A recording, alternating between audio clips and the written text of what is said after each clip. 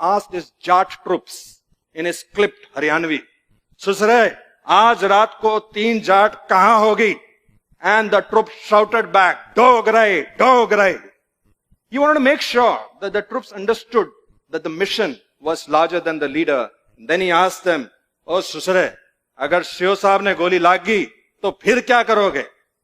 And without batting an eyelid, the senior Jesho shouted back, "Saab ji, agar Sio ne goli lagi, to kandhe pe taan ke le jayenge, lekin rukenge Dogre jaake." हमारा झंडा इसलिए नहीं फहरा था क्योंकि हवा चलती है। यह हर उस जवान की आखिरी सांस से फहराता है जो उसकी रक्षा में अपने प्राण न्योछावर कर देता है।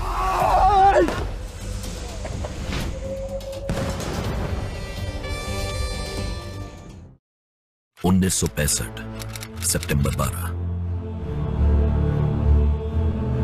इस दिन भारत पाकिस्तान का वजूद पूरी तरह से मिटा सकता था। अमृतसर और लाहौर को जोड़ता है एशिया का सबसे लंबा रास्ता, ग्रैंड ट्रंक रोड,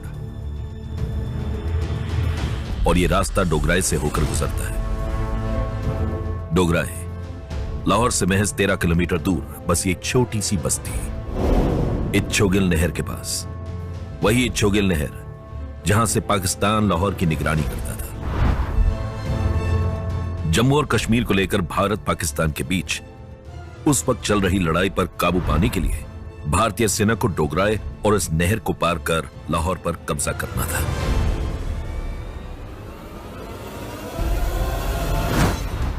सरहद पार दुश्मन के गढ़ में 50 किलोमीटर अंदर तक पहुंचना, अपने से दुगनी सेना से भिड़ना, जिसके पास न सिर्फ सैनिक थे बल्कि गोला बारूद टैंक भी,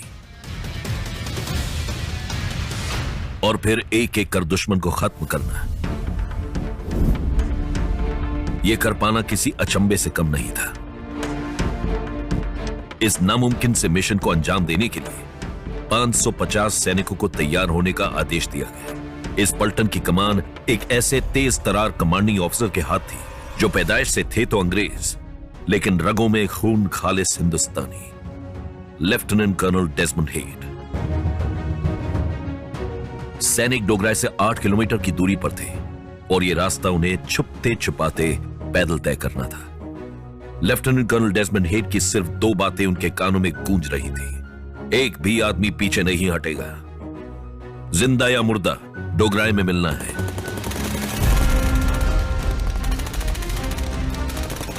उस रात लेफ्टिनेंट कर्नल हेड का साथ किसी ने नहीं छोड़ा।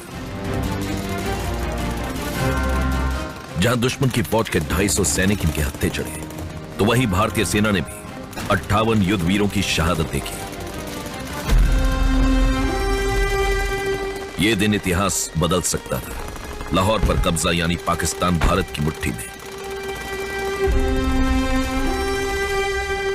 भारतीय सेना लाहौर पहुंची भी, लेकिन युद्ध विराम घोषित करने भारत की सरकार और सेना ने उस दिन अमन, चैन और सम्मान को चुना।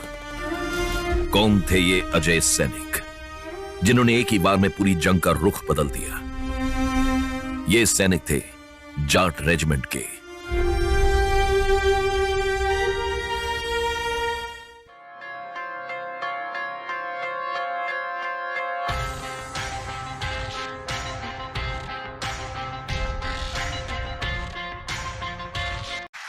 Or take the case of 3 Jat.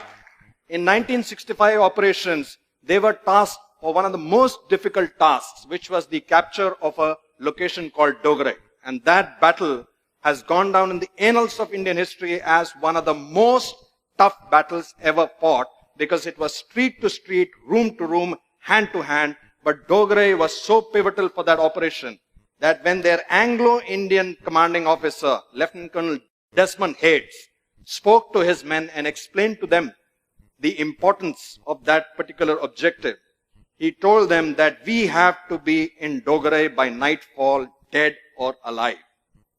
And after giving them the briefing, he asked his Jat troops in his clipped Haryanvi, "Susre, aaj raat ko 3 Jat kahan hogi?"